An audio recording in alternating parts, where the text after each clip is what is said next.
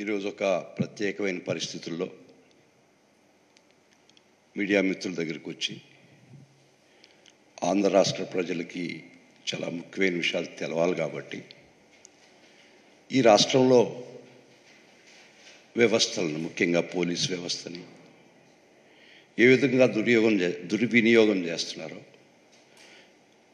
పాలకపక్షం వారి చెప్పు చేతల్లో పెట్టుకొని పోలీస్ వ్యవస్థ ద్వారా ప్రజాస్వామ్యానికి హాని కలిగిస్తూ న్యాయ ప్రాథమిక సూత్రాలకు కూడా వ్యతిరేకంగా ఈ ప్రభుత్వం పోలీస్ ద్వారా ఏ విధంగా ప్రవర్తింపజేస్తుందో చాలా దురదృష్టకరమైనటువంటి పరిస్థితి. ఆ ప్రత్యేక పరిస్థితుల్లో నేను మీ ముందుకు వచ్చి కొన్ని విషయాలు చెప్పదలుచుకున్నాను. ఈరోజు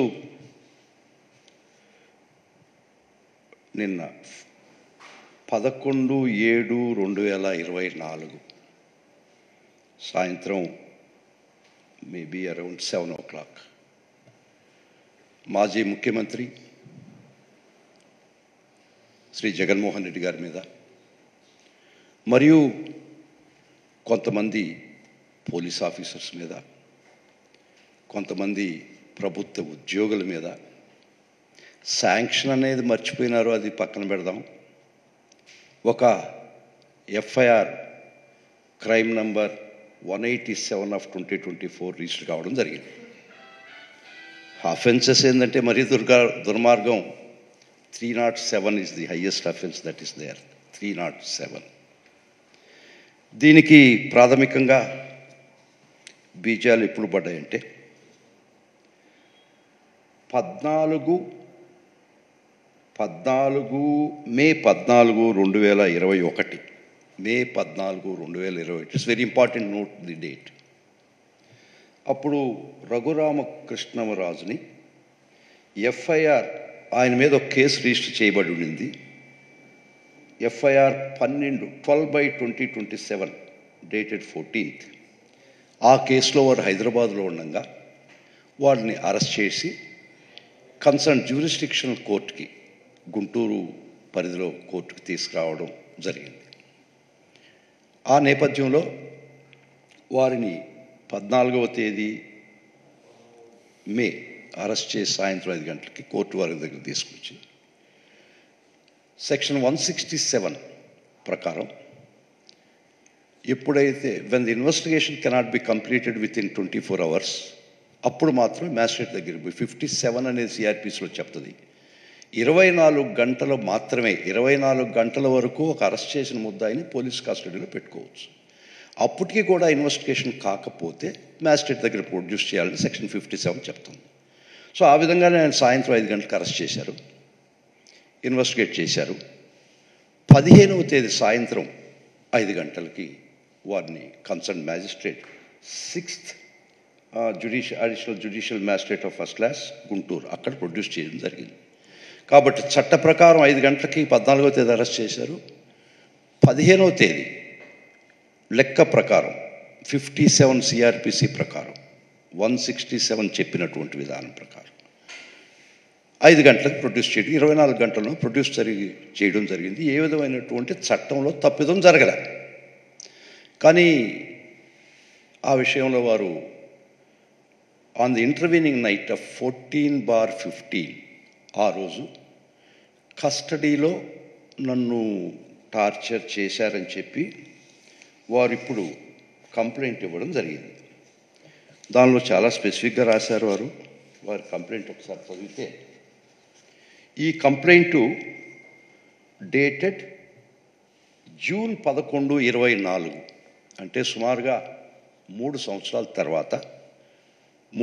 అఫెన్స్ జరిగింది 14 జూన్ 21లో, మే 21లో 14. 11 జూన్ 2024లో వారు ఒక మెయిల్ పంపించడం జరిగింది to the superintendent of police, Guntur district, Andhra Pradesh వారు త్రూ ఎ మెయిల్. అది 11వ తేదీ వారికి రీచ్ అయింది. కానీ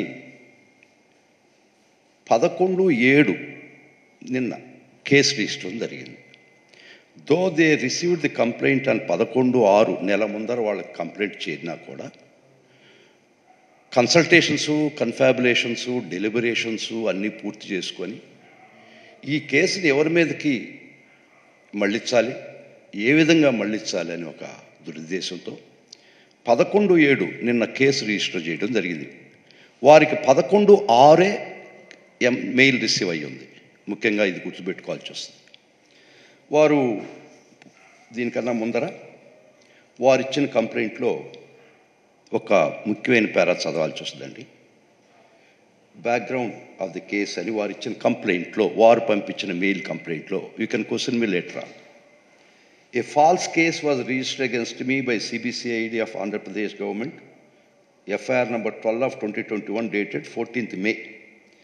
On May 14, 2021, I was arrested without due process, including the absence of medical examination or adherence to proper legal procedure.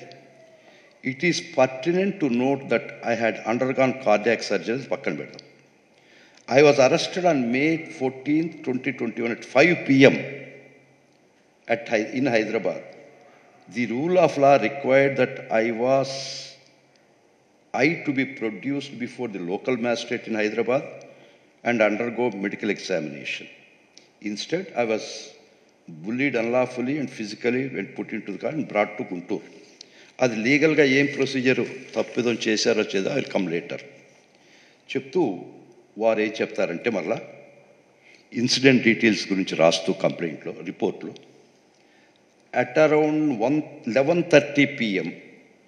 The same night Mr. P.V. Sunil Kumar, the then DG CBCID, along with Sita Ramanjaneyulu IPS and other police subordinates, came to room where I was illegally kept in the CBCID office.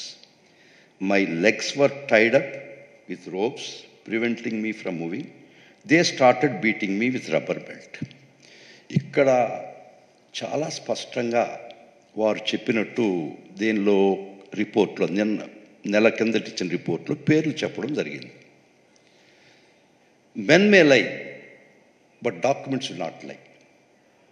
దీన్ని ఒక చిన్న కొద్దిగా వెనక్కపోతే, రీల్ని rewind చేసుకుంటే, ఈ చెప్పిన పేరాలో ఈ చెప్పిన మనుషులు సత్యమా కాదా, వీళ్ళు కొట్టారా లేదా, వీళ్ళు పేర్లు ఉన్నాయా లేదని మీ దృష్టికి, ప్రజల దృష్టికి, మీ దృష్టికి తీసుకురావాల్సినట్లు అవసరం ఉంది. ఫస్ట్ వారిని మ్యాజిస్ట్రేట్ కోర్టులో ప్రొడ్యూస్ చేశారు. ప్రొడ్యూస్ చేస్తే వారి యొక్క స్టేట్మెంట్ మ్యాజిస్ట్రేట్ గారు రికార్డ్ చేయడం జరిగింది. మ్యాజిస్ట్రేట్ గారి దగ్గర వారి యొక్క స్టేట్మెంట్ రాస్తే అది రికార్డ్ చేయడం జరిగింది టేకన్ అప్ ఇట్లో. అక్కడ ఫస్ట్ టైం వారు ఏమి చెప్పారు అంటే, ఇప్పుడు చాలా స్పష్టంగా పేర్లు ఏదో చెప్పినట్టు చెప్తున్నాడు. ఆ 15వ తేదీ సాయంత్రం మ్యాజిస్ట్రేట్ దగ్గర ప్రొడ్యూస్ చేసినప్పుడు first statement before the magistrate, the earliest magistrate దగ్గర వర్షన్లో ఏమి చెప్పాడంటే, at about 11 or 11:15 suddenly minimum 5 persons entered into my room. By that time they covered their faces with handkerchiefs. పేర్లు చెప్పలేదు, సునీల్ గారి పేరు చెప్పలేదు, సీతారామాంజనేయులు గారి పేరు చెప్పలేదు. ఈ ఎఫ్ఐఆర్లో నమోదు పరిచిన ఈ పోలీస్ ఆఫీసర్ ఏ విధంగా ఈ పేర్లు పెట్టినప్పుడు కూడా కొంతైనా మినిమం ఆలోచన చేయాల్సిన అవసరం ఉంది. జగన్మోహన్ రెడ్డి గారి పేరు చెప్పలేదు.